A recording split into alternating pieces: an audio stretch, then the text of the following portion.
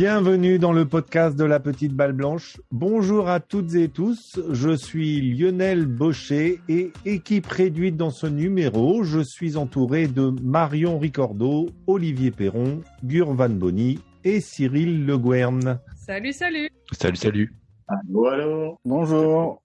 Alors, on va juste commencer cet épisode en profitant pour saluer de vive voix Nathan Legendre qui vient de remporter le championnat de France amateur. Nathan qui fait partie des 3 jeunes que le blog suit dans leur aventure et leur projet de passer professionnel. Les 2 autres étant Ilan Sebillo et Gianni Savi. Donc bravo Nathan, félicitations. C'était une belle partie aujourd'hui, une victoire finalement assez facile, mais bon, 7 et 6 sur un 36 trous, donc ça a été tenu comme match jusqu'au trou numéro 22, 23 à peu près, avant que Nathan creuse les cartes. Olivier, un petit mot puisque tu étais présent là-bas lors des quarts de finale et demi-finale. Tu étais au Mans donc.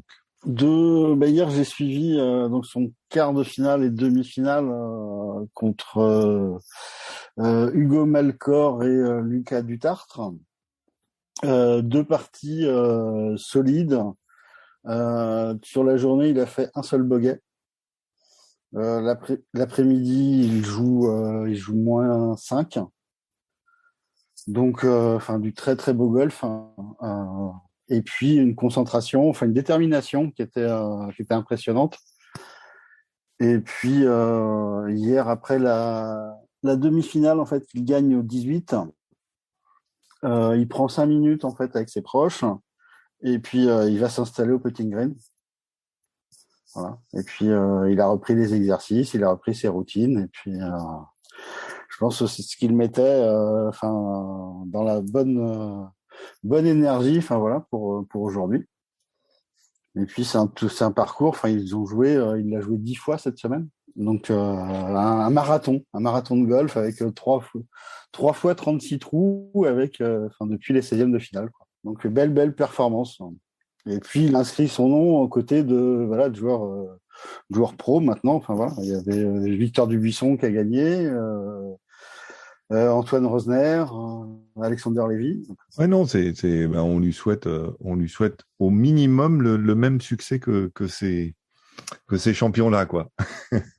Non, c'est cool. Bravo Nathan. Et en plus, comme on a eu la chance de discuter avec lui mardi soir, il nous avait dit, j'y vais pour gagner, et il a gagné. Donc, bravo. Il nous avait dit autre chose, qu'il galérait sur les premiers trous en ce moment et il fait Eagle Birdie le premier jour, qu'il avait du mal à conclure les matchs et en fait il n'a pas laissé vraiment beaucoup d'occasions à ses adversaires pouvoir profiter des éventuelles fautes. Donc non, c'était assez rigolo en fait de voir en gros tout ce qu'il n'arrivait pas à faire ou tout ce qu'il disait ne pas réussir à faire et qui est appliqué, voire même très bien appliqué dans les 3 ou 4 jours qui suivent. Alors, on va poursuivre avec notre menu du jour. Comme d'habitude, 3 parties dans ce podcast. Une partie golf professionnel et on va s'intéresser au majeur, donc le Chevron Championship qui se déroule en ce moment à Rancho Mirage en Californie. Donc le dernier tour a lieu au moment de cet enregistrement. Et puis, à partir de jeudi, le Masters à Augusta. Donc voilà, les 2 majeurs hommes et femmes, les premiers de 2022. Côté pratique, j'avais une petite question pour les contributeurs et les chroniqueurs. La technologie qui accompagne nos parties, télémètre, montre, application, est-ce que c'est le vrai golf ? Voilà, je pose la question. Et puis, côté actualité, alors il y a beaucoup de rumeurs, beaucoup de on-dit, etc. sur la fameuse Saudi Golf League, les Live Golf Series, je crois que c'est le nom officiel. Il y a quand même un sujet qui est globalement évité, c'est que je trouve qu'on s'intéresse pas aux fans, soi-disant que la formule de jeu, elle est censée plaire aux fans et changer de ce qu'il y a habituellement. Alors c'est vrai que On va rappeler rapidement le format, lorsqu'on évoquera le sujet, mais je vais surtout m'intéresser à savoir ce qui vous plairait en tant que spectateur et téléspectateur. Quel format de jeu vous aimeriez voir plus souvent à la télé ou assister sur place? Alors peut-être pas à chaque tournoi, mais sur plusieurs tournois. Et puis, pas de quiz dans ce numéro, puisque Julien ne peut pas être des nôtres aujourd'hui. Donc voilà, le quiz est reporté pour la plus grande joie de Gugu, Olivier et Cyril. Et on double pas la prochaine fois. C'est ça, c'est quitte ou double la prochaine fois. Là, je quitte.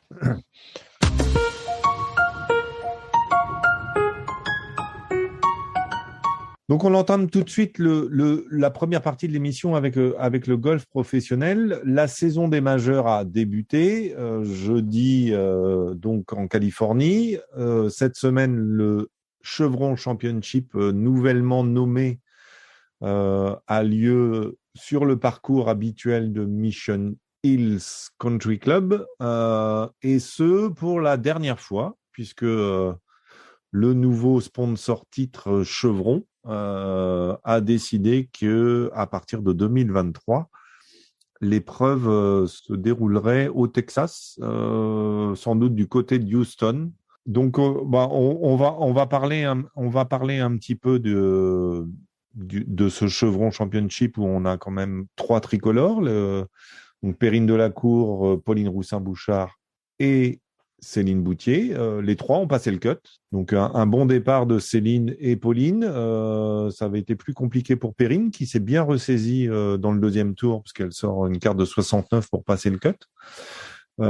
Céline est au départ du 4e tour, elle était 11, je crois, à -5. Elle a joué dans le parle lors du Moving Day. Donc, elle est quand même à 11 coups de la leader Jennifer Kupcho. Donc, c'est sans doute un peu loin. Mais pour la gagne, mais en tout cas pour un top 10, parce que de toute façon, elle n'avait jamais fait mieux qu'un top 50, T44, je crois, dans ce tournoi. Donc, mais en tout cas, 3 sur 3, moi je trouve que c'est déjà une belle perf des tricolores qui confirment leur bon début de saison, toutes les 3. Presque rien de surprenant. C'est devenu habituel. Peut-être qu'on va appeler ça quoi? Le fait qu'il y en ait 3 est quelque chose qui semble éventuellement peut-être gigantesque. Mais disons que dans l'esprit, voilà, peut-être qu'on aurait pu s'attendre à avoir 2 filles qui passent le cut et peut-être pas 3. Mais dans l'esprit, voilà, ça a l'air d'être un train qui roule et qui avance tranquillement, mais sûrement, avec step by step, comme on pourrait dire.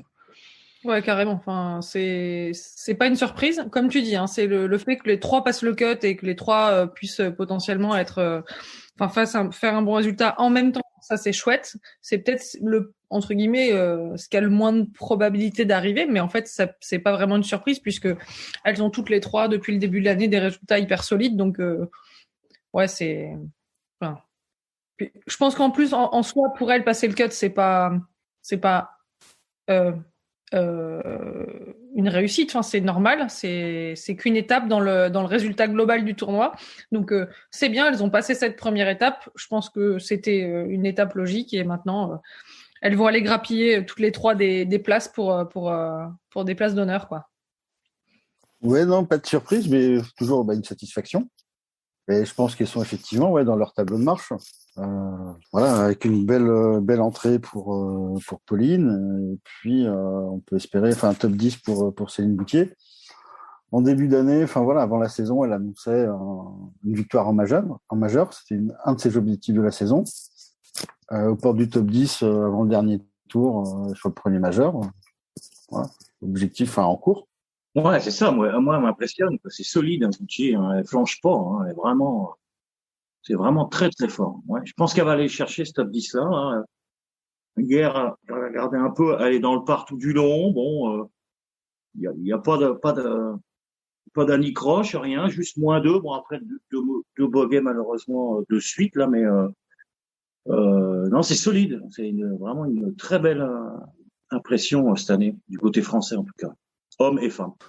C'est presque logique que ça soit finalement Céline qui soit là parce qu'elle est sur la continuité, l'expérience et puis la continuité de ce qu'elle fait quand même depuis le mois d'août, quoi, l'année dernière. Je pense que elle est quand même là en étant. C'est plutôt intéressant, je trouve d'ailleurs, parce qu'elle a quand même pas un jeu.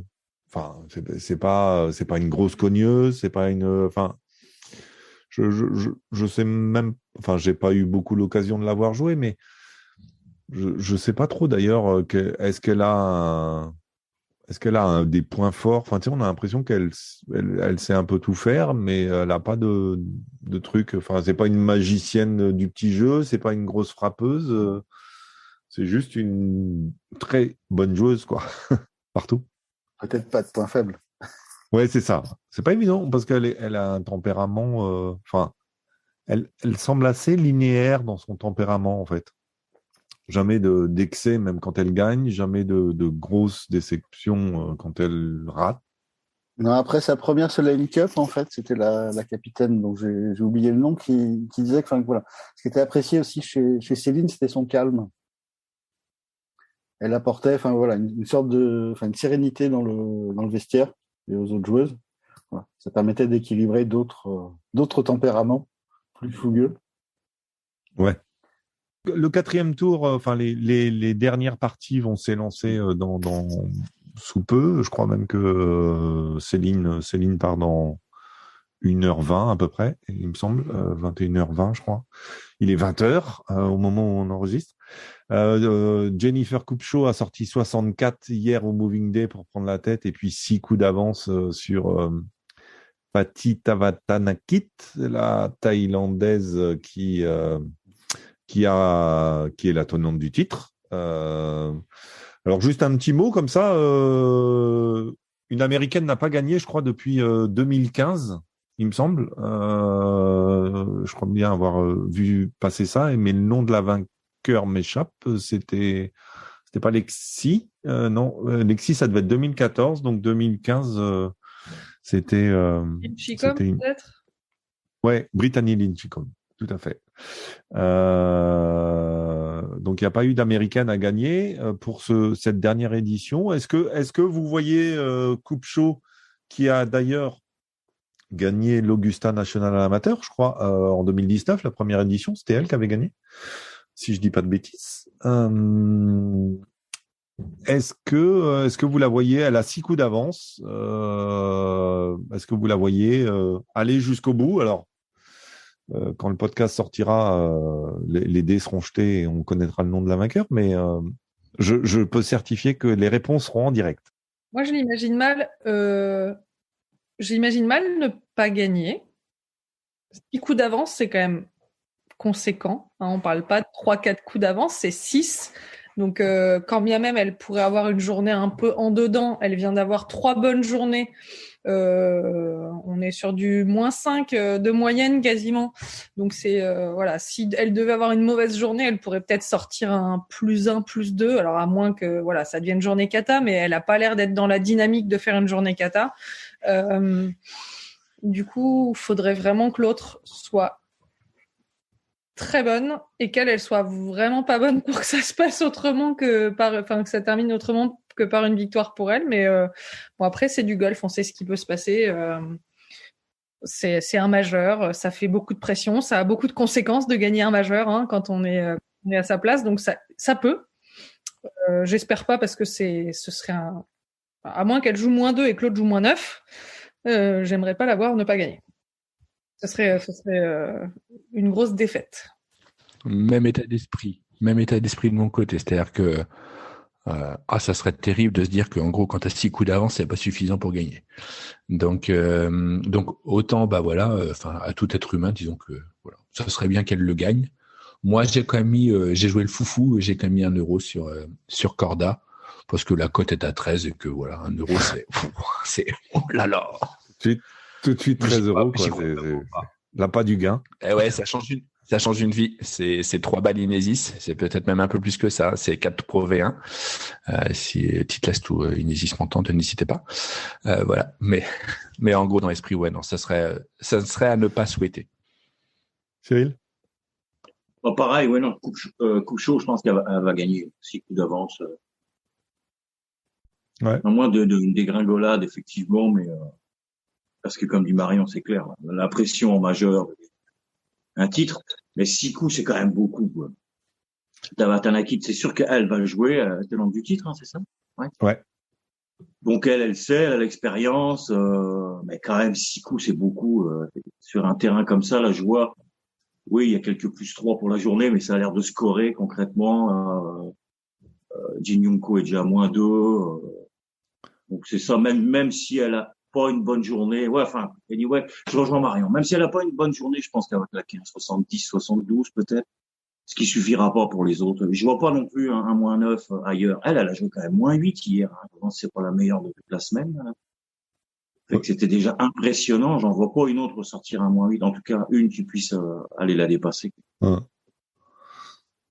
Olivier? Non, effectivement, je lui souhaite pas, parce que si on perd un majeur avec 6 coups d'avance, on peut mettre quelques années, voilà, à s'en remettre. Donc je lui souhaite pas. Et je pense qu'elle va gagner cette nuit. Bon, moi je suis pas aussi optimiste. Voilà, je le dis, mais voilà, la pression je suis d'accord avec vous, hein, totalement, et je serais, je pense, déçu pour elle, honnêtement, mais voilà, je pense que Dawatanakit, elle est quand même hyper solide. Elle adore ce parcours, et l'autre, la pression d'un premier majeur, etc. J'ai peur qu'elle se fasse manger, quoi, par l'enjeu, en fait. Bon, en tout cas, quand on écoutera l'épisode, ou on réécoutera, on saura. Donc voilà. On va parler du Masters. Alors avant, j'avais juste une toute petite question pour vous, parce que donc le Chevron Championship, enfin le tournoi en lui-même existe depuis 1972. Il s'est toujours joué sur le même parcours depuis qu'il est majeur, depuis 1983. Donc c'est la 40e édition où il se joue là. Le nouveau sponsor arrive, décide de délocaliser le parcours. Donc c'est quand même, je crois que c'était la plus longue période pour un majeur sur le même parcours, après le Masters d'Augusta, justement. Et est-ce que tout à coup, alors le Masters, il n'y a pas de sponsor titre, puisque c'est carrément Augusta qui gère le truc, mais est-ce que un jour, quelqu'un arrive avec beaucoup, beaucoup d'argent et décide de déplacer le Masters? Est-ce qu'on pourrait continuer d'appeler ça le Masters, et où est-ce que pour vous ça devrait se jouer? Alors, déjà, je pense qu'a priori, le terme Masters est quelque chose qui est réservé pour eux, puisque si je dis pas de conneries, l'Evian Masters a dû changer de nom quand ils sont devenus tournoi majeur. Donc, le Masters, il n'y en aura qu'un. Enfin, le mot Masters, il n'y en aura qu'un. Ensuite, moi, je suis pas vraiment super fan du Masters. Mais je crois que même si je soutiens de temps en temps la nationale, le Bifton League, ou la, je sais pas comment ça s'appelle, enfin la Ligue saoudite plein de biftons, je crois que ça serait limite sacrilège. Et alors la bonne nouvelle, c'est que comme grosso modo, je pense que le Masters est le maître du marketing, c'est quelque chose qu'ils ne feront pas comme erreur. Voilà, je pense que le seul cas qui peut arriver, c'est s'il devait y avoir, comme il y a eu dans un clubhouse, c'est-à-dire que un incendie ou éventuellement tous les émissaires de la Saudi Golf League qui viennent effectivement niquer tous les arbres, bouffer tous les greens, envoyer un paquet de sanglières. Et même avec ça, je pense qu'ils sont capables de rattraper les bêtises. Donc le Master ne peut se jouer qu'à Augusta. Tu veux pas le faire jouer à Saint-Quentin comme tu nous as dit tout à l'heure, quoi. Je pense qu'on peut candidater. Après, clairement, on a les infrastructures pour pouvoir accueillir un paquet de personnes, peut-être un peu plus. Mais ça ne deviendra pas les Masters. Ça sera peut-être éventuellement le tournoi des maîtres. Qui sait, ça serait drôle. C'est la même chose. Ouais, mais en français. Je pense qu'ils ont dû réserver le nom, à mon avis, en anglais et pas. Oui. Voilà. Il faudrait savoir s'ils l'ont réservé aussi en saoudien. Ouais, ils devraient jouer à TPC Sawgrass, moi je pense aux Players. Et que voilà, ça s'appellerait Players.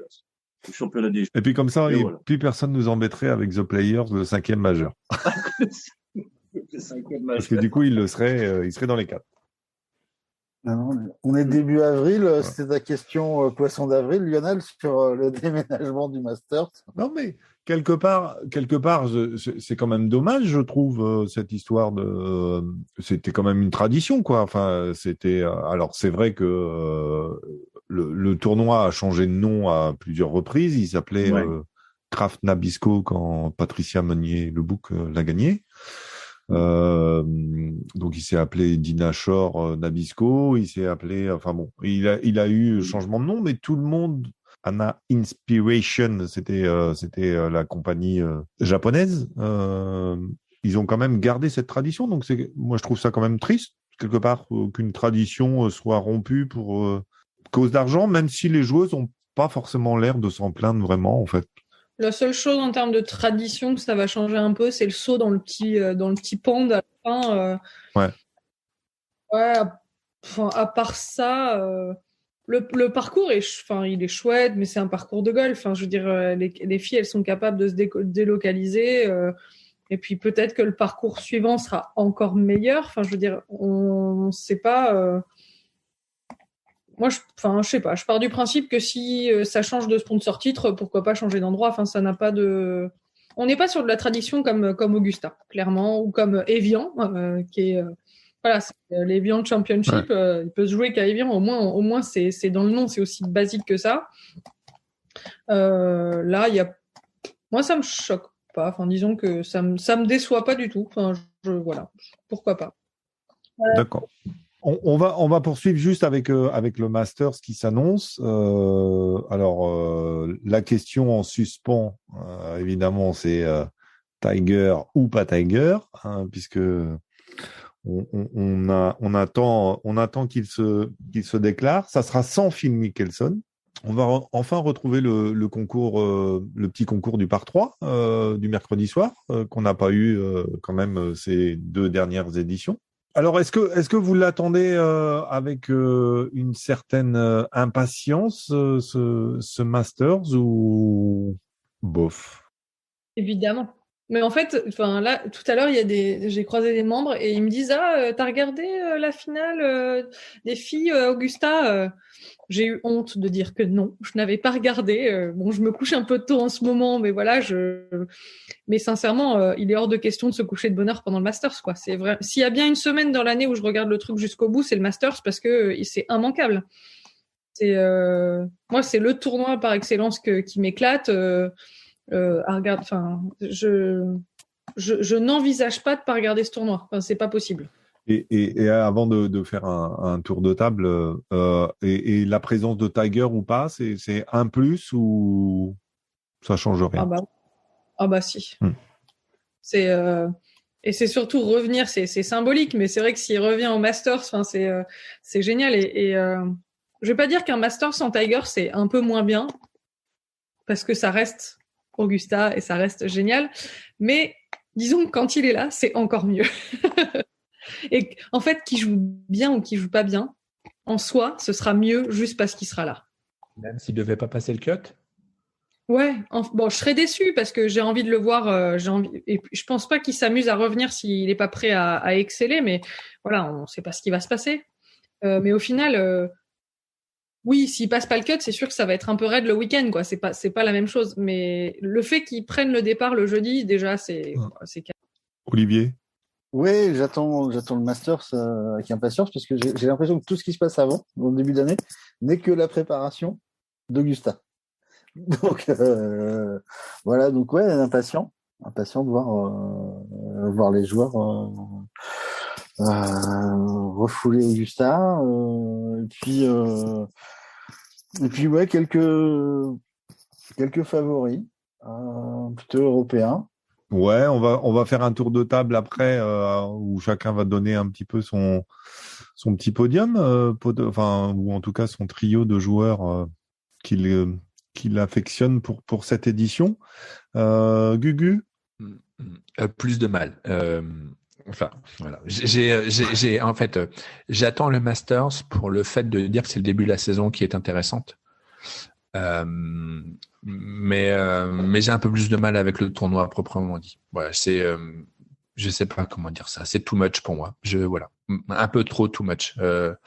Voilà. Donc après, je comprends l'intérêt pour le parcours, je comprends l'intérêt pour les belles images, la petite musique qui fait tout tout tout tout tout tout tout tout tout. Voilà, je comprends tout ça. Mais après derrière, effectivement, j'apprécie pour le Masters parce que ça veut dire qu'effectivement, c'est maintenant que la saison commence, on va dire ça pour de vrai, façon de parler. Mais derrière, voilà, il y a tout un cérémonium qui m'ennuie un petit peu plus derrière le Masters. Et le fait qu'il y ait Tiger, par exemple, est-ce que ça adoucit ta vision du Masters ou au contraire, ça... Non, ça l'empire. En fait, ça, ouais, je me doute. Mais en fait, ça m'emmerde en gros que quasiment un tournoi soit limité à la présence d'un joueur. Et que si jamais éventuellement jeudi matin on apprend par hasard qu'effectivement Tiger ne peut pas participer, il va y avoir, on va appeler ça quoi, un effet qui va faire voilà. Et ça pour moi c'est un peu too much. Une fois de plus, hein, je reconnais bien l'icône, je vois bien qui est Tiger Woods quoi. Mais derrière effectivement c'est peut-être c'est le too much sur le too much. Voilà. Après, n'hésitez pas à me lâcher sur Twitter. Non, on respecte les avis de tout le monde, mais on va juste couper ton micro. Merci. Alors, juste pour info, parce que on parlait de cut manqué. En fait, il a jamais manqué le cut à Augusta en tant que professionnel. Il a manqué qu'une fois le cut, c'était en 96 et il n'était pas encore professionnel. Et du coup, la fois d'après, il l'a gagné. Donc, comme ça. Pardon, Tiger, pardon, Maxime, méga culpa, tout ça, blabla. Non, mais il a pas participé à toutes les éditions, hein, mais son plus mauvais résultat, c'était 38 et c'était en 2020. Après, voilà. Donc, ce que j'espère au moins, c'est qu'il participera pour qu'on va appeler ça l'attention journalistique, probablement, ne retombe pas. Parce que je pense qu'effectivement, il y aura probablement un effet de soufflet. Et ce que j'espère aussi, c'est qu'effectivement, en gros, il passe le cut. Par contre, si c'est pour le voir le samedi et le dimanche, à peu près 72 fois, parce que grosso modo, le mec joue plus 6, ça, par contre, ça risque probablement de me saouler. C'est sûr. Cyril, Monsieur PGA Tour. Ben, c'est ça. Moi, vu que je suis dans le même, on va dire sur le même continent, je pense que je vais rebondir. Déjà, moi, je pense que c'est une superbe saison PGA. La saison commence pas au Masters. On a quand même eu Kokrak qui a gagné le Houston Open. Jason, je t'aime. Quand même. Non, il y a eu des super vainqueurs quand même. Il y a eu Matsuyama, donc le Sony, c'était magnifique. La victoire aussi de Niemann au Genesis, que sur un super terrain était fantastique. Enfin, il y a eu vraiment que des beaux vainqueurs. Scheffler, bien évidemment. Mais oui, c'est le premier majeur. C'est pas mon préféré. Je préfère The Open, personnellement. Mais j'ai hâte de le voir. Ouais, c'est le premier. J'espère que Tiger va jouer. Moi, je suis pratiquement convaincu qu'il va jouer, sinon il serait pas là. Il a atterri il y a 30 minutes, là. Mais surtout, il serait pas là. Il y a son cadet là, donc il va falloir qu'il serve à quelque chose cette semaine, Joe. Et puis oui, il y a beaucoup de favoris. Ça va être une belle édition. Il y a des mecs qui arrivent très très très en forme. Allez, on va conclure ce sujet du golf professionnel avec les majeurs et tout ça en faisant un petit tour de table sur vos favoris. Honneur à Monsieur PGA Tour. Tiens, Cyril, je te laisse la main. Moi, je vous invite déjà à écouter la pastille. C'est celle du Masters en plus. Donc, s'il pouvait y avoir à peu près 30 écoutes, ce serait pas mal. Mais je vais faire un gros tour, vraiment des forces en présence cette année, en fonction que ce soit les sites de Paris ou quoi que ce soit, ou des résultats tout simplement de la saison. Mais moi, je mettrais en troisième. C'est 3 qu'on donne, c'est ça, hein? En troisième, je mettrais Cameron Smith, australien, qui a gagné donc le Century, qui fait deuxième en 2020 et T10 l'année passée. Et puis les deux gros archi favoris pour moi, et je pense que tout le monde va être d'accord, et on va tous les retrouver dans les sélections. C'est Justin Thomas, qui a travaillé très très fort cette année. J'ai entendu quelques joueurs en parler. Colt Knost, il le connaît très bien. Il est allé le repérer la semaine passée. Il fait une superbe saison. Il a vraiment amélioré ses compartiments de jeu qui pêchaient un peu l'année dernière. Et puis le archi favori, parce que il a toujours été bon là-haut, c'est Jon Rahm. Et malgré son putting un peu décevant, il a montré des belles choses au match play. Il revient. Le reste, il n'y a rien à dire. Était de départ, il est parfait. T2 Green aussi. Et c'est les statistiques qui vont compter encore cette semaine. C'est ball striker. Il n'y a pas photo. Augusta, il faut être dans la balle. Donc déjà, les sélections sont vite faites. Gugu. Pardon. Alors, je commence par un pardon. Alors, moi, je reste. En gros, j'ai fait à peu près ma pastille bonus à moi. Je reste dans la stratégie qui fait que, grosso modo, on a l'impression que sur ce début de saison, c'est quasiment jamais, on va appeler ça des hyper favoris qui gagnent. Enfin, tu vois, c'est-à-dire qu'en gros, on a toujours l'impression d'avoir, on va appeler ça, à part Scofield Shetler, voilà, mais on a toujours l'impression d'être un peu surpris par le nom du premier. Donc, le numéro 3, donc c'est principalement un podium coup de cœur. Will Zalatoris. Numéro 2, Jordan Spieth. Et ensuite, numéro 1, et c'est plaisir, c'est Corey Connors, pardon. Voilà. Ça, si avec ça, je gagne pas, bon, bah là, je vais pas parier 1 euro parce que ça, je serais multimillionnaire. Mais voilà, j'arrive, en fait, j'ai tellement hésité régulièrement à jouer des Rory McIlroy, des Jon Rahm, qui font finalement, en fait, des top 20, des top 15, mais qui sont pas si géniaux. Au global, en fait, que je me dis que c'est peut-être encore la chance d'un mec inattendu encore. Alors après, Jordan Spieth, c'est peut-être pas un garçon inattendu et Zalatoris non plus, mais voilà. Olivier. En 3, c'est pas rationnel, c'est McIlroy. En 2, j'ai Zalatoris. Et en 1, comme Cyril, Jon Rahm. Marion. Moi, j'étais plutôt sur Spieth 3, Scheffler 2 et Thomas vainqueur. Moi, je mets pas Rahm parce que... D'accord. Alors, des 3, Scheffler, c'est le joueur qui me plaît le moins, mais qui joue dingue et du coup, je le vois bien faire une grosse perf à Augusta parce que voilà, il est pas numéro 1 mondial pour rien non plus. Mais voilà, les deux autres, c'est des joueurs entre guillemets coup de cœur. Spieth, je me dis qu'il est capable de se révéler. Sur un Masters parce que il a déjà été tellement performant sur ce tournoi, il a été capable de faire de tellement belles choses. Et Thomas, comme l'a dit Cyril, c'est Justin Thomas quoi. Cette année, c'est propre, c'est un métronome quoi. Donc c'est le métronome à qui il manque une petite étincelle de pas grand chose pour faire un feu d'artifice. Donc j'espère que ce sera cette semaine. Et toi Lionel, c'est quoi ton top 3? Moi j'avais Cameron Smith. J'étais assez confiant sur lui cette année. Je mettrais volontiers, alors pas forcément troisième ou deuxième, je sais pas, ou premier, mais Justin Rose. Je verrai bien. Et puis je vais aller chercher un ancien vainqueur, mais pas Jordan Spieth. Je vais aller chercher Bubba Watson. Voilà. Bon, bonne nouvelle, on a au moins quasiment 15 joueurs présentés dans nos différents pronostics. Si avec tout ça on n'arrive pas à avoir le bon, c'est vraiment qu'on est chat noir.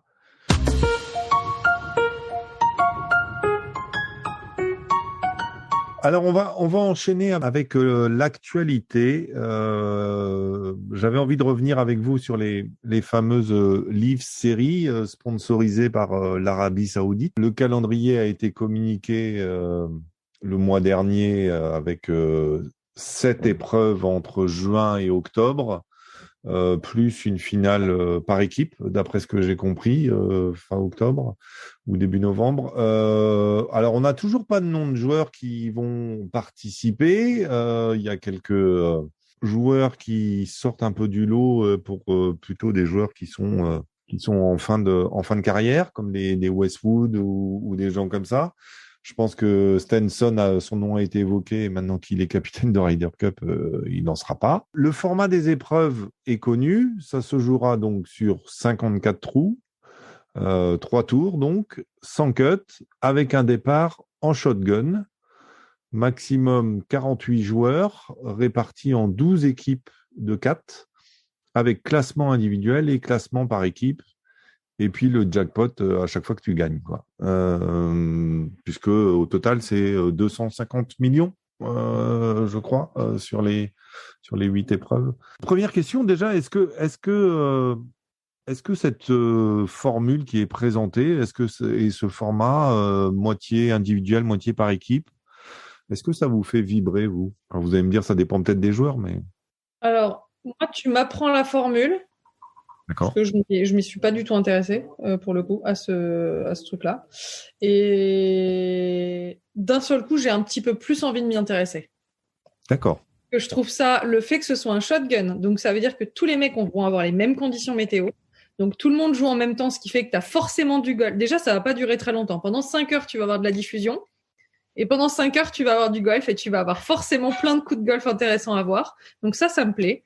Le shotgun, c'est pas une formule euh, agréable ou qu'on envisage pour des tournois pro, mais pour le coup, là, c'est assez excitant. Et le fait qu'il y ait un truc en individuel et en équipe, je trouve ça génial. Tu vois, tout à l'heure, t'avais évoqué le fait qu'est-ce que vous aimeriez voir plus à la télé. Moi, je trouve que ça manque de trucs par équipe, mais pas une équipe de 2, pas juste un double. Mais là, pour le coup, des équipes un peu plus costauds, je trouve ça assez génial parce que il y a des joueurs qui sont capables de se dépasser pour les autres. En plus de se défoncer pour eux, ils sont capables de se défoncer pour les autres. Et de temps en temps, ça peut nous permettre de voir des choses qui sont assez sympas, des réactions, des tempéraments qu'on voit pas forcément quand les mecs jouent pour eux tout seuls. Et du coup, là, je pense que ça peut être assez chouette. Alors, ils vont quand même jouer sérieux pour leurs cartes parce qu'il y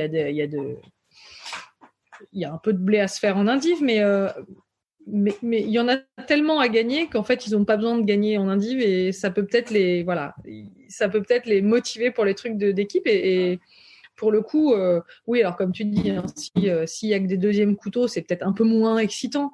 Mais au final, pourquoi pas? Parce que les mecs seraient capables de nous surprendre. Alors, avant de donner la parole aux autres, juste pour poursuivre Marion sur le fait, par exemple, qu'il n'y ait pas de cut, ça veut dire que les mecs, quoi qu'il arrive, vont gagner de l'argent. Est-ce que ça fausse pas un peu le truc, ça? Alors, ça fausse pas le truc quand on sait qu'au départ, la règle est dictée comme ça. Ça arrive que en Asie, par exemple, tout le swing asiatique des filles du LPGA, il n'y a pas de cut. Donc pendant quelques tournois, il n'y a pas de cut. Elles jouent 3-4 tournois d'affilée, il n'y a pas de cut. Elles sont sûres de toucher de l'argent et ça pose pas de problème. Le tournoi des champions, tout le monde gagne de l'argent. Enfin, voilà, il y a quand même quelques tournois où il n'y a pas de cut et ça n'a jamais posé de problème avec personne.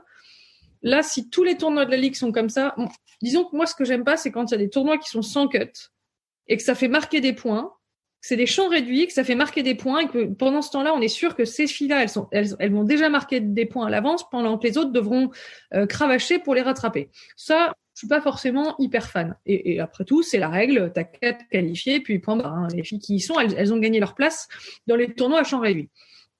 Ou les mecs d'ailleurs. Là, en l'occurrence, c'est toutes les semaines pareil. Alors, si c'est tout le temps pareil, je vois pas où est le problème. Là, il y a eu quand même pas mal de polémiques à cause de toutes ces histoires d'argent, parce qu'il y avait trop d'argent, etc., que c'était indécent, etc. Bon, moi, je crois que les gens s'y perdent un peu, en fait. C'est juste que, oui, il y a beaucoup d'argent, oui, c'est indécent, mais de toute façon, passer une certaine somme, c'est indécent. Ce que certains mecs gagnent déjà sur le tour, c'est indécent. Ils n'ont pas besoin de tout ça, ils ont déjà tellement d'argent. Donc, c'est indécent par rapport à quoi? C'est toujours pareil, c'est compliqué. Enfin, je veux dire, c'est pas blanc ou noir. Tout ce qui est polémique par rapport à tout ça, c'est un tout petit peu compliqué parce que finalement, qu'est-ce qu'on reproche à cette ligue? On reproche qu'il y a trop d'argent, on reproche que c'est l'Arabie Saoudite. Parce qu'il n'y a pas si longtemps, les gens sont allés faire un tournoi là-bas et ça a gêné personne. Tout le monde y est allé parce que quoi, il y avait un peu moins d'argent, donc d'un seul coup, c'est plus l'Arabie Saoudite, c'est plus des gros salauds. Parce qu'il y avait un peu moins d'argent. Enfin non, en fait. Du coup, moi, voilà, cette ligue, c'est un peu complexe. Si on parle purement en golf, moi, j'adore la formule. Il y a beaucoup d'argent, tant mieux pour ceux qui en gagnent. Il y a beaucoup d'argent, ils en ont pas besoin, ils en ont besoin, peu importe, c'est cool. Enfin, de toute façon, l'argent, ils vont pas aller le donner à quelqu'un d'autre.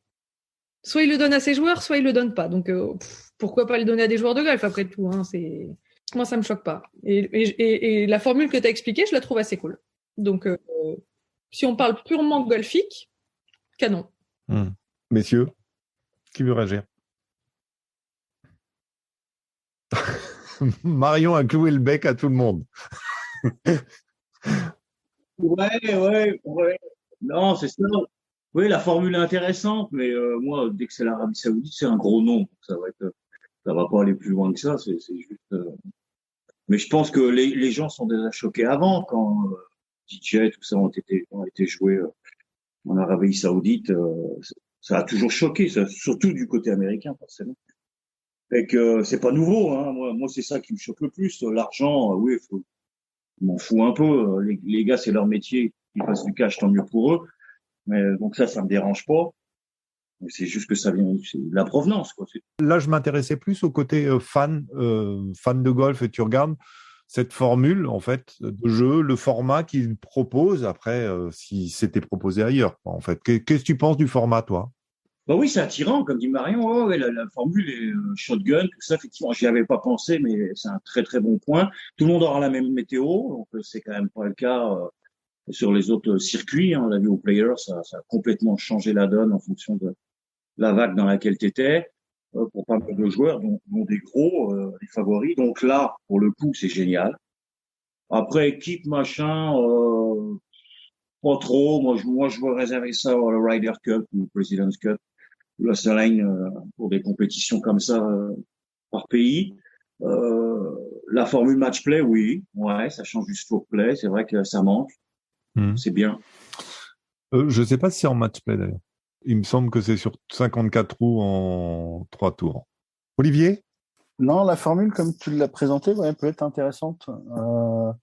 Parce que c'est compliqué, en fait, de choisir une formule de jeu. Là, c'est toujours la même, globalement. On est sur 4 jours en stroke play.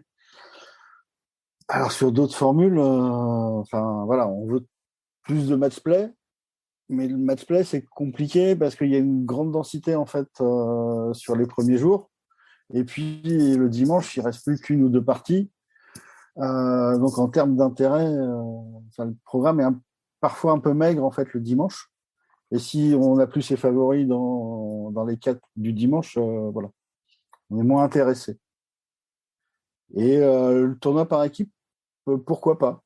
Ça peut être intéressant, ça peut effectivement être intéressant, et pourquoi pas les mettre, ces formules de jeu, pourquoi elles sont pas testées non plus sur les deuxième, troisième divisions? Tu veux dire sur le tour européen ou le tour américain, en fait, en parlant de... D'accord. Ouais. En fait, juste pour être sûr, je me suis permis de regarder pour cette histoire de match play ou stroke play, etc. Donc, a priori, on parle que de stroke play, pas de match play.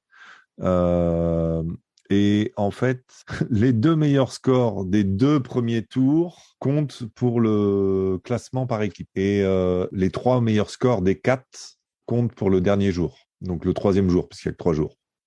Et puis sinon, en classement individuel, c'est purement stroke play, quoi. Donc c'est celui qui aura le meilleur score. Gugu? Moi, j'aime bien la formule et je la pousserais peut-être même à essayer éventuellement de faire des tournois mixtes ou avec seniors. J'ai adoré de temps en temps avoir des tournois où il y a effectivement une fille et un garçon. Si on pouvait limite avoir de temps en temps des équipes composées de, en gros, un papapi, une femme et éventuellement en gros un senior, ça pourrait être limite sympa. Ça me permettrait pour moi de mixer aussi éventuellement les différentes générations. Ça serait du bien au golf, c'est-à-dire que un truc que j'aime bien au Masters, c'est le fait d'avoir éventuellement le tea time de nos amis avec tout le respect que je leur dois, avec nos amis les petits vieux. Et en gros, avoir ce genre de formule-là qui permettrait de découvrir peut-être pour des incultes du golf comme moi, éventuellement, du golf féminin et ou du golf un peu senior, je pense que ça pourrait être l'occasion de mixer un petit peu le tout et limite éventuellement d'enlever la problématique de d'où viennent les fonds, etc. Parce qu'avec peut-être un concept innovant, voilà. Bon, là, a priori, je pense qu'il y aura que des hommes. Alors maintenant, il y aura peut-être plusieurs générations, quoi, parce que comme ils sont pas sûrs de trouver parmi ceux qui jouent sur le PGA Tour aujourd'hui, beaucoup, ils en trouveront peut-être parce qu'ils parlent de le proposer aussi au Corn Ferry Tour, et puis aussi, j'imagine que les champions PGA Champions Tour, ça doit être pareil. Certains pourraient très bien décider d'y aller. Ça reste une guerre politique. Après, c'est s'ils veulent, on va appeler ça accroître, on va appeler ça une potentielle légitimité, en essayant de faire qu'on oublie le fait de la provenance des fonds. Il faut qu'ils arrivent à attaquer le PGS sur des endroits que le PGA ne fait pas. Et dire, voyez, nous aussi, on est capable de filer des méga dotations et pas juste au majeur sur une dizaine d'épreuves pour les filles et pour les seniors, parce qu'il n'y a pas de raison qu'il y ait de différence dans notre Golf League. Alors, si on en reste à cette question des formats, en fait, j'avais envie de savoir aussi ce que vous aimeriez voir, vous, de temps en temps à la télé. Alors, on a du stroke play classique, on a un championnat du monde de match play, on a une formule par équipe avec la President's Cup et la Ryder Cup dont Cyril parlait tout à l'heure, mais il y a quelques l'European Tour, on se souvient, avait innové avec les Golf Sixes, ce genre de tournoi sur 6 trous, etc. Et donc, est-ce qu'il y a un format que vous aimeriez voir, je sais pas moi, un scramble, par exemple, ou ficelle. Ouais, ou la ficelle ou tout. Ils n'auraient pas beaucoup de ficelles, hein? Ils n'auraient pas beaucoup de ficelles. La course au drapeau, ça peut être vraiment fun. Pour de vrai, moi, si je reste dans l'actualité, je serais vraiment éventuellement intéressé pour voir une formule, comme on a eu pour les championnats de France amateurs, là. C'est-à-dire une première partie de qualif en stroke, et puis ensuite des poules faites en fonction du résultat du stroke play, et on s'affronte en match play. En fait, dans le style du WGC match play, mais éventuellement pas écrit sur directement les poules et le tirage au sort, mais plutôt effectivement faire en fonction de ta classification. Moi, j'aime bien l'idée de stroke match. Moi, j'aime bien cette formule aussi. Moi. On m'a toujours attiré des championnats de France. C'est les compartiments de joueurs qu'effectivement en stroke, oui, t'es dedans ou t'es pas dedans dans la semaine. Mais le match play, c'est particulier. Il y a des mecs, on l'a encore vu là, justement à Austin au Texas, il y a des mecs, c'est leur marque de fabrique, quoi. Des Kisner, des Scheffler, et ça peut être un gros retournement de situation quand tu arrives les 2 derniers jours à l'épreuve des match play. C'est pas forcément le mec qui a fini premier ou 36 trous qui a l'avantage, quoi, qui est favori. Ouais. Olivier? C'est compliqué comme question parce que ce que je commençais à dire, sur le match play, ça devient un peu maigre en fait le dimanche, donc c'est comment tu garder en fait de la densité en fait jusqu'au bout pour les téléspectateurs, comment garder du suspense et voilà, comment tu garantis aussi l'intérêt à la fois des téléspectateurs et puis des spectateurs qui sont sur place. Et puis, comment on peut intégrer aussi le tournoi par équipe. Moi, j'aime bien cette idée d'équipe qui pourrait être un fil rouge en fait sur l'année avec une fois par mois un tournoi un peu avec un fonctionnement différent, quoi. Ouais, je rejoins Olivier. C'est compliqué de trouver des formules originales. C'est pour ça que le truc d'audit, là, ça a le mérite d'être fun. Moi, ce que j'aime pas, et c'est pour ça que vraiment Olivier a 100% raison, c'est quand on est sur du match, à la fin, tu te fais suer. T'as que 2 joueurs, donc t'as des pauses. Dès qu'ils sont en train de marcher, tu sais plus quoi faire. Enfin, et on l'a même vu avec on avait beau avoir la petite finale et la finale. En fait, ça manque de jeu, quoi. On a besoin de plus. Donc, le shotgun, c'est vrai que c'est curieux comme concept, mais c'est génial parce qu'en fait, t'as du jeu tout le temps. Et j'aime bien ce que t'as suggéré aussi, Olivier, le fait de faire un truc par équipe, genre toutes les 3 semaines, tous les 3 tournois, en fait, on crée des équipes, genre en début d'année. Ces équipes, c'est les mêmes joueuses qui jouent ensemble, les mêmes joueurs qui jouent ensemble, et en fait tous les 3 tournois on fait une sorte de classement final d'équipe à la fin de l'année sur les scores, les 2 meilleurs scores ou un truc comme ça, et ça peut être ça pourrait être une sorte d'autre fil rouge à suivre dans l'année, suivre un groupe d'équipes, une équipe. En plus, les joueuses vont pas forcément faire tous les tournois, par exemple, où les joueurs, tu dis, tu as des équipes de 4, comme sur le truc de l'Arabie Saoudite. tu prends les 2 meilleurs scores à chaque fois de chaque tour, bah imagine, t'as un tournoi où il y en a que 2 qui jouent sur 4 ou 1 qui joue sur 4, et ben tant pis, t'as qu'un joueur. Enfin, ça peut être assez rigolo et ça pourrait être une manière originale d'intéresser sur un autre format, un autre système. Mais bon, c'est compliqué de se renouveler. Je veux dire, c'est comme un marathon. Un marathon, c'est un marathon. Enfin, tu peux pas te recycler, tu peux pas recréer ce que c'est.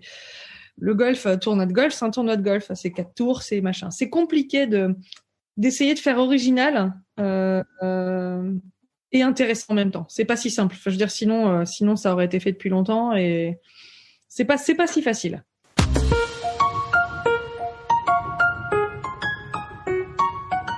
Dernière partie dans ce podcast avec la question pratique démocratisation. Alors, dans le golf, il y a les purs et durs qui ne jurent que par le score brut, pas de Stableford.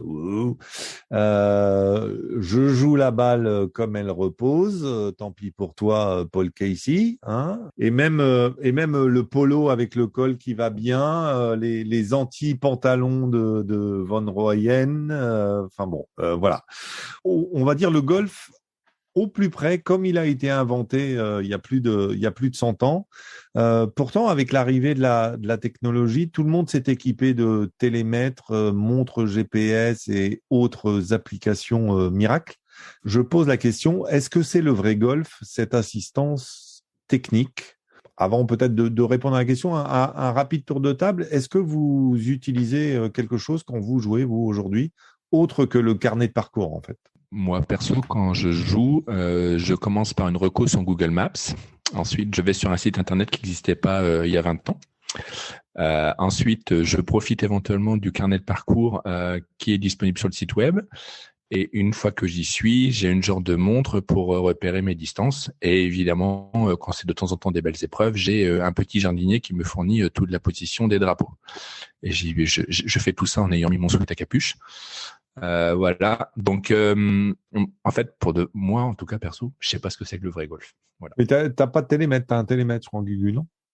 Ouais, j'ai un télémètre, mais en gros, le télémètre, si tu joues des grands prix ou choses comme ça, en fait, le télémètre, il te sert à rien, mais mis à part éventuellement choper la position du buisson qui est derrière et te planter sur la distance. Moi, perso, ma montre, elle me dit, en gros, entrée de green, milieu de green, fin de green. Et comme je suis pas trop mauvais en calcul mental et que je sais que le drapeau est à 13 mètres de l'entrée, bah, une fois que je sais à combien l'entrée, bah, je sais faire plus 13.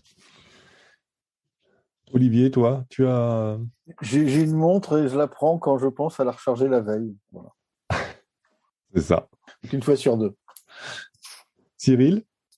Oui, bah moi j'ai le télémètre, bien évidemment, et puis je me suis acheté un beau joujou à Noël là, que j'ai hâte d'essayer parce que la saison n'a pas encore commencé. La dernière montre Garmin, S62, qui a l'air redoutable.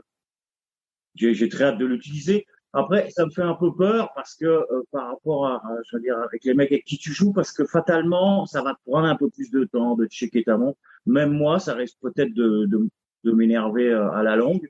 Mais ouais, j'aime ça. Moi, j'aime ça. Je pense pas qu'il y ait vraiment, oui, je comprends dans ta phrase de vrai ou de pas vrai. C'est chacun joue comme il veut et puis avec les artifices qu'ils veulent, quoi. Mais moi, j'aime ça. Ouais, moi, j'aime ça.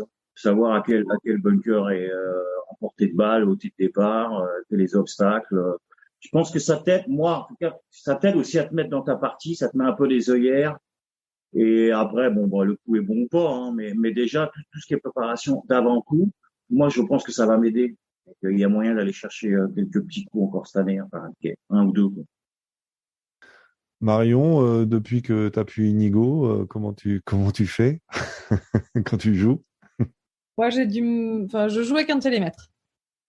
Avec carnet de parcours quand même ou pas? Non. Donc ça veut dire que si c'est un premier golf, parce que de temps en temps, par exemple, si c'est un golf que tu joues pour la première fois, de temps en temps, par exemple, l'entrée du bunker, il n'est pas toujours facile à savoir. Après, toi, tu es peut-être intéressé plutôt pour le survoler, mais grosso merdo, dans ce genre de cas, en fait, le télémètre n'est pas ça exprime pas une limite pour toi? Alors, je joue jamais un parcours en compétition importante si je fais pas une reco, sauf si je le connais bien.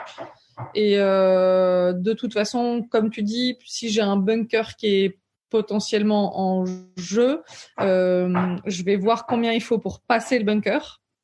Et si je ne peux pas avoir la distance à l'entrée, je vais partir du principe qu'un bunker, il fera pas plus de 20 mètres de long. Donc, je vais marger et je vais enlever 25 mètres ou 30 mètres pour être sûr d'être courte du bunker si je veux jouer court. Donc, je prends toujours des grosses marges.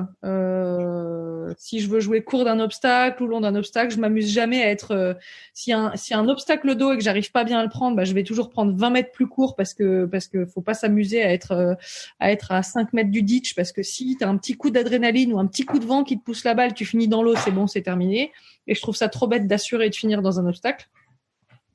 Donc non, moi le télémètre, je fais une reco. Si je fais un Grand Prix, je fais une reco avant. Là, par exemple, le dernier Grand Prix que j'ai fait, j'avais fait la reco 1 mois avant et ça m'avait suffi en fait, parce que je repère mes tombées, je repère les zones où je vais terminer, je regarde ce qui est important. J'ai même pas pris de notes, mais bon, en 1 mois, j'ai joué un autre parcours, donc en fait, je me souviens très bien de ce qui s'est passé. Et puis quand j'ai un doute, j'assure. Donc au final. Je prends pas trop de risques, mais moi, pour le thème global, je ne sais plus jouer sans connaître la distance. Que ce soit, alors, quand j'étais pro, c'était carnet de parcours, je pouvais pas jouer sans carnet de parcours. Maintenant que je suis amateur, je ne sais pas jouer sans télémètre. Je ne peux pas taper un coup si je connais pas la distance que j'ai au drapeau. Je suis pas capable de taper le coup, en fait. Je serais pas capable de m'engager comme il faut. Donc, je peux le faire en partie amicale, c'est pas grave. Mais quand ça compte, j'ai vraiment du mal à m'engager dans le coup si je sais pas quelle distance j'ai à faire. Allez, à 2 mètres près, ça me stresse de pas savoir à 2 mètres près la distance que j'ai à faire. Non, mais la question, elle est évidemment elle est pas de est-ce que on joue à l'aveugle ou pas, mais est-ce que allez, enfin, le carnet de parcours, quelque part, il y a les repères qui sont sur le parcours, en général. Donc, est-ce qu'on n'est pas plus près bon, c'était une question rhétorique, évidemment, quoi, parce qu'on va pas s'amuser à faire disparaître toute la technologie, mais est-ce que le golf, tel qu'il était, au départ, il n'y avait pas tout ça, et on arrivait très bien à jouer au golf, et les gens arrivaient à scorer de la même manière. Donc, est-ce que en revenir à un côté carnet de parcours classique, moi le télémètre, je comprends pour quelqu'un comme Marion qui, moi, savoir exactement à combien est le drapeau, ça va pas changer grand-chose parce que je suis pas suffisamment précis. Par contre, je vais utiliser moi aussi une montre avec le début de green, milieu de green et fond de green, et ça me suffit largement en gros pour savoir le coup. Mais... Après, pour ce qui est de supprimer ces outils, il me semble, sauf dire de bêtises, que grosso modo, je vais essayer de pas dire de conneries, donc, que les compètes de jeunes fédérales, il me semble que c'est moins de 14 ou moins de 16.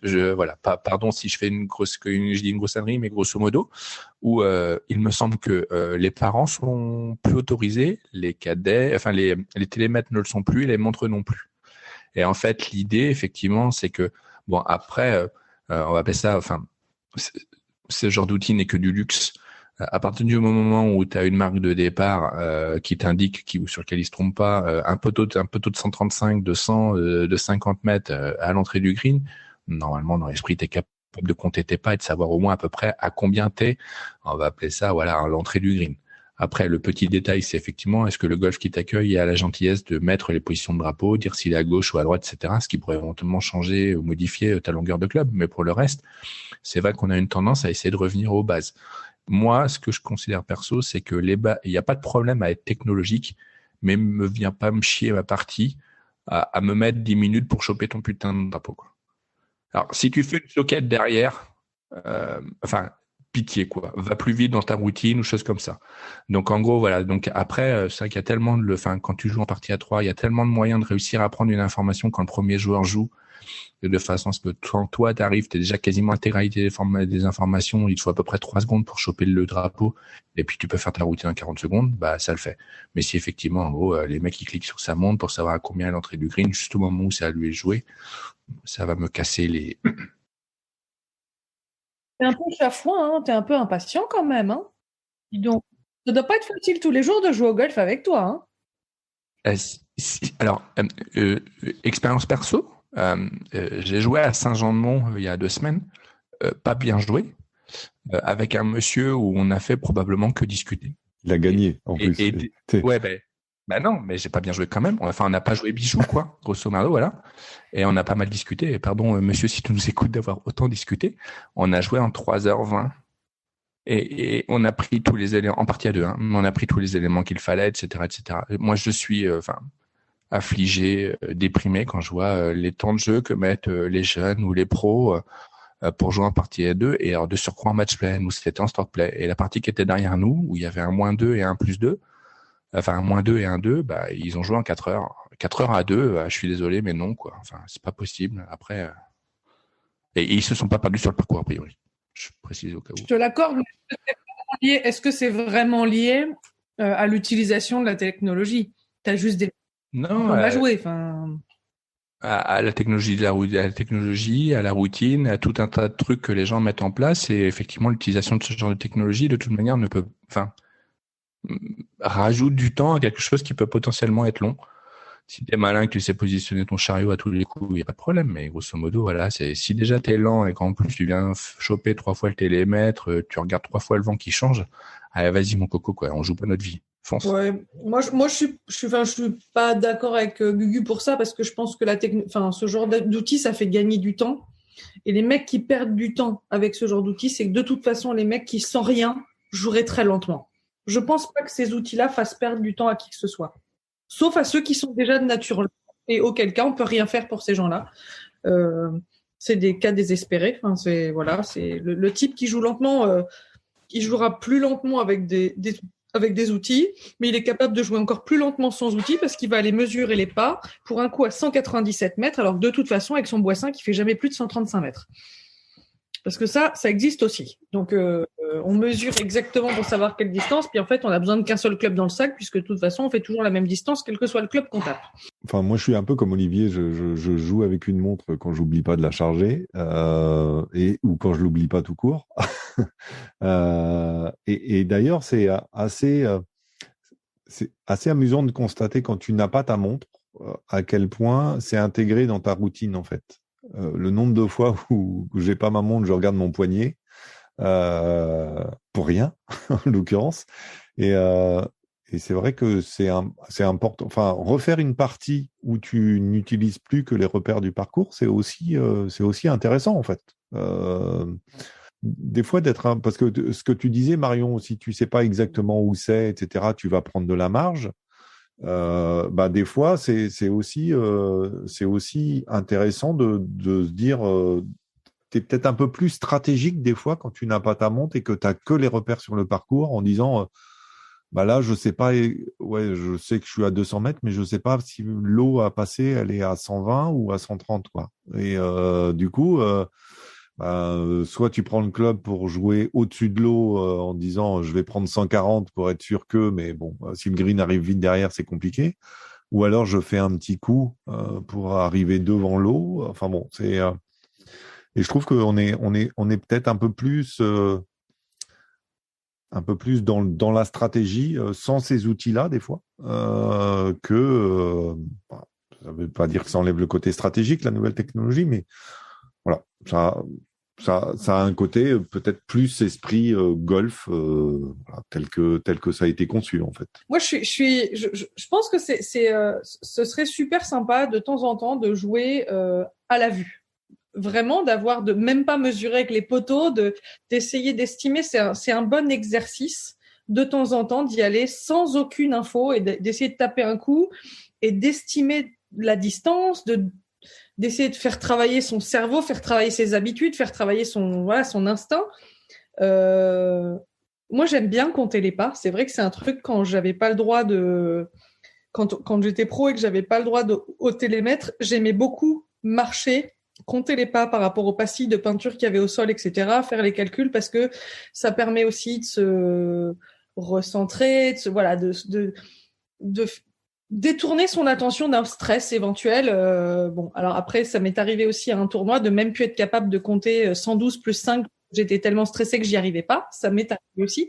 Mais le télémètre m'aurait été d'une grande utilité ce jour-là. Mais c'est vrai que moi, le télémètre, quel bonheur depuis que je peux reprendre le télémètre. Enfin, sincèrement, tu arrives à ta balle. Quand tu connais à peu près le parcours, tu as fait une reco si c'est un Grand Prix ou c'est ton club ou quoi que ce soit. Je veux dire, tu sais où sont les dangers, tu sais à peu près comment se placer les bunkers, comment sont placés les obstacles d'eau. Tu arrives, tu regardes, tu vois le drapeau sur le green, tu sais à peu près à quel endroit il est parce que tu arrives à estimer de loin s'il est à l'entrée, au milieu, au fond, parce que tu vois la taille qu'il fait, etc. Tu mets un coup de Bushnell ou un coup de télémètre, tu as la distance exacte, tu sais que tu as une petite marge de 10 mètres avant, une marge de 20 mètres derrière, formidable. C'est facile de choisir ton club. Enfin, je trouve que ça simplifie la vie, ça fait gagner du temps. Après, la réflexion, elle se fait rapidement dans ta tête. Tu te dis, j'ai 127 mètres, je sais que je peux être long, bam, je prends, j'en sais rien, mon fer 7, mon fer 6 et au Laker, quoi. Je trouve que cette technologie, elle est idéale et on avait, enfin, ça avait été évoqué à une époque de laisser quelques tournois pro l'accès au télémètre pour voir. Je crois que ça s'est fait une fois ou deux sur le PGA Tour. Ça a dû se faire une fois comme ça. C'est pas le PGA Championship où le télémètre est autorisé? Oui, mais je sais que, enfin voilà, j'avais souvenir que ça avait été autorisé sur un tournoi et génial. Enfin, honnêtement, en plus, quand ces mecs-là, enfin, faut y penser aussi, mais quand les mecs ils arrosent et qu'ils se retrouvent sur le fairway d'à côté, avant de réussir à trouver tes distances les bonnes distances pour aller choper le green, quand tu es sur le fairway d'à côté alors que tu n'as aucun repère, bah, on va pas me dire que ça fait perdre du temps, quoi. Au contraire, parce que de ton point, tu mets un coup de Bushnell jusqu'à ton obstacle, un coup de Bushnell au drapeau, et hop, merci, au revoir, tu sais ce que tu dois jouer, parce que tu sais où le drapeau il est, donc tu as juste à prendre une petite marge à gauche, à droite, machin, enfin, ça fait gagner un temps fou. Enfin, on m'enlève pas l'idée que le télémètre fait gagner du temps. Les montres ou quoi que ce soit, enfin, je veux dire, cette technologie, elle fait gagner du temps. Olivier, tu voulais ajouter un truc? Ouais, parce que je suis allé regarder ce que disaient les règles en fait sur la question de l'équipement. Et avant d'expliquer l'équipement, enfin d'autoriser, il y a un rappel de ce qu'est le jeu de golf. Et donc le jeu de golf, en fait, c'est un challenge où le succès dépend de votre jugement, de vos compétences et de votre adresse. Et pour cela, en fait, vous devez utiliser des clubs et des balles qui sont conformes. Vous êtes limité à 14 clubs maximum et vous êtes limité dans l'utilisation d'autres équipements aidant artificiellement le jeu. Donc le règlement n'autorise pas, mais limite en fait la technologie. Et il y a des instruments de technologie qui sont interdits. C'est notamment ceux qui mesurent le dénivelé et ceux qui recommandent en fait une ligne de jeu ou le choix d'un club. Et ce que rappelait Marion, c'est que après, même si on connaît la distance, mais il faut toujours taper un bon coup de golf. C'est clair. Ah, mais c'est bien le truc qui me pose problème au golf, moi.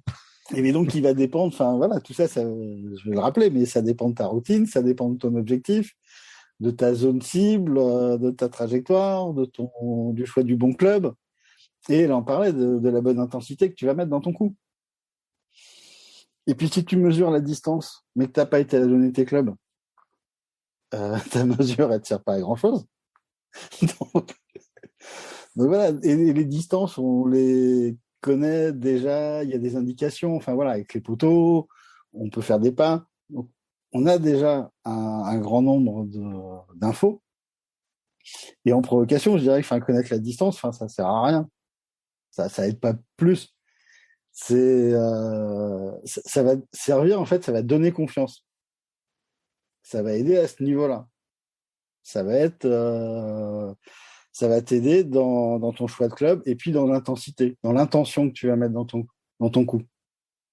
Mais c'est à ce niveau-là que connaître la distance va t'aider. Mais dans l'absolu, ça t'aide pas beaucoup si tu n'as pas fait le travail de préparation avant et que tu connais pas vraiment les distances que tu fais avec tes clubs. Non, c'est clair. C'est clair. Puis comme dit Marion, disait le nombre de joueurs qui font tout le temps la même distance avec les fers du 6 au 9. Et puis on l'a vu, Cyril l'évoquait tout à l'heure, les conditions météo aux Players, où sur le 17, le dernier jour, on est sur une distance que tous les joueurs connaissent. Ils sont incroyablement nombreux à avoir mis les balles dans l'eau quand même. Clairement. Donc c'est pas forcément connaître la distance qui il faut connaître la distance, mais il n'y a pas que ça dans un coup de golf. Ouais, et puis à l'inverse, ce que tu disais, c'est aussi le fait de connaître la distance qui va aussi te donner plus ou moins de confiance. Des fois moins, parce que des fois tu te dis, ah mince, c'est une distance où j'ai pas le club, en fait. Tu connais la distance et j'ai pas le club pour la jouer, ou alors, c'est une distance, ça veut dire qu'il faut que je joue tel club. Donc, je le joue pas bien celui-là, en général. Donc clairement, on arrive à la partie du podcast où habituellement je cède la parole à Julien. Malheureusement, il ne peut pas être des nôtres. Entre-temps, Gurvan a dû aussi nous quitter. Alors j'ai pas préparé de quiz, mais je vais juste vous poser une petite question. C'est le nom du vainqueur et le score du Masters 2022. Voilà. Et ça sera, je prends sur moi, ça sera un point bonus qui sera accordé. J'enverrai la directive à Julien pour le quiz.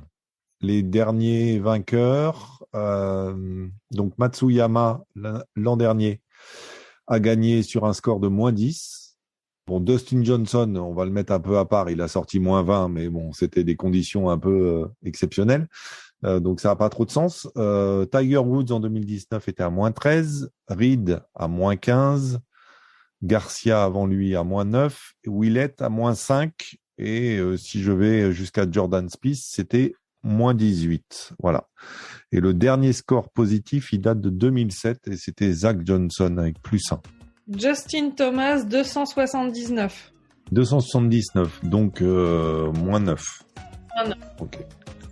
Justin Thomas, -12. Ah, on a le même. D'accord. John Ram, -8. Ok. Et moi, je vais dire Cameron Smith à -6. Et ben voilà. Merci à tous de votre présence. Pas merci à Julien donc, parce qu'il n'a pas été là. On espère le retrouver fin avril pour le prochain épisode. D'ici là, je vous souhaite une bonne fin de Chevron Championship. Un bon Masters, évidemment. Bon golf à toutes et tous, pour ceux qui ont la chance de pouvoir jouer. Et puis, on se retrouve sur le blog et sur Twitter. À bientôt, les amis. À bientôt. À bientôt.